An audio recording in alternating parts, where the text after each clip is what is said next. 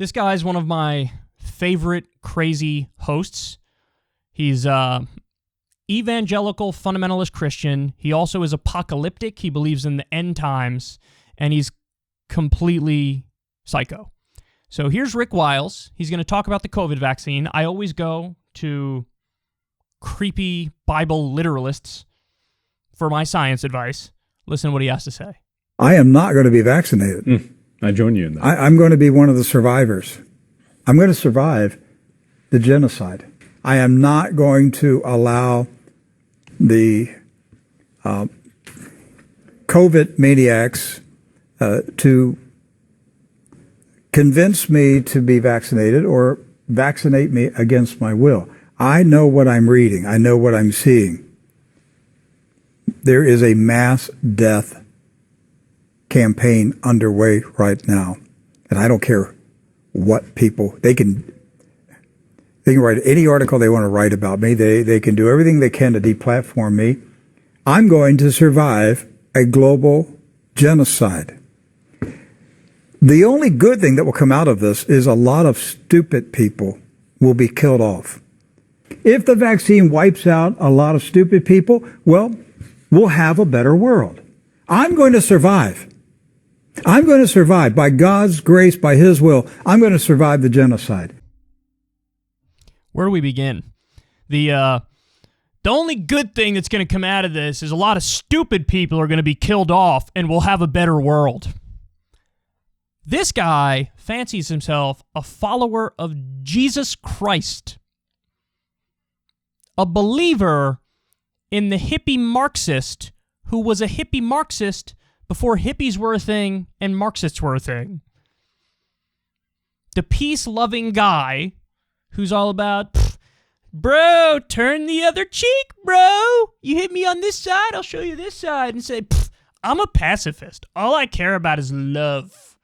Love and empathy and kindness. That's what I'm all about. This guy thinks he's a follower of that guy, and he's like, you know what would be great? If a lot of stupid people got killed off because we'd have a better world. I mean, he's taking the position of like evolution, natural selection, dog-eat-dog world, only the strongest survive. He's taking that position as he proclaims, I'm a follower of Jesus, and I believe in... Oh, my goodness. Okay, so... I mean, there you have it. He said, I'm not vaccinated. I'm not going to get vaccinated. And hilariously ironic to say, I'm going to be one of the survivors. You're making it less likely that you'll be one of the survivors if you don't get vaccinated. The whole point of the vaccines is to make it so that you are a survivor. That's the whole point of them. Like, I'm not going to get them. I'm going to be a survivor. So in other words, he's a believer in, some grand conspiracy where the vaccines are the thing that is going to kill you.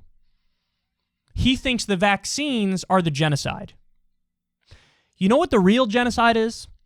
The genocide is that we're not lifting the big pharma patent protections to allow everybody to make generic vaccines, denying vaccines to the developing world. That's the genocide. Protecting big pharma's profits over the needs of poor farmers in India and in developing countries. That's the genocide. That's the genocide. The genocide is denying people the vaccine when we have the ability to get them generic vaccines, but we're not doing it because Pfizer wants to make more money. By the way, they made $3.5 billion in 3 months off their COVID vaccine. That's the genocide. The genocide is the patent protection and the intellectual property rights and rigidly enforcing that on behalf of Big Pharma. That's the genocide. He flips it on its head. He says there's a mass death campaign underway right now. Guys, listen. Nobody hates Big Pharma more than me. I'll put my record of holding Big Pharma accountable up against anybody. Done a million segments on this show calling out Big Pharma over specific stuff. But that doesn't mean antibiotics don't work, and that doesn't mean vaccines don't work. They do work. They do. You don't need to take my word for it. Look at any of the studies on this. Look at the clinical trials that they just did for all the vaccines. You know, I learned a lot about them recently because before I got the vaccine, I wanted to learn more about it. I wanted to know what was going to go in my body. And when you look at the research, it is crystal clear. There's no ands, ifs, or buts about it. It's not up in the air. It's not a close call. In the clinical trials for all the vaccines, for all of them, there's a number of vaccines out there for COVID-19. All the clinical trials. Not a single person was hospitalized or died from COVID after getting any of the vaccines. Not a single person. Tens of thousands of people, not a single one was hospitalized or died after getting the vaccine. Now, different trials happened at different times in the outbreak. So some vaccines, they say, are 95% effective. Some are 90% effective. The one I got, the Johnson & Johnson one, is 66% effective.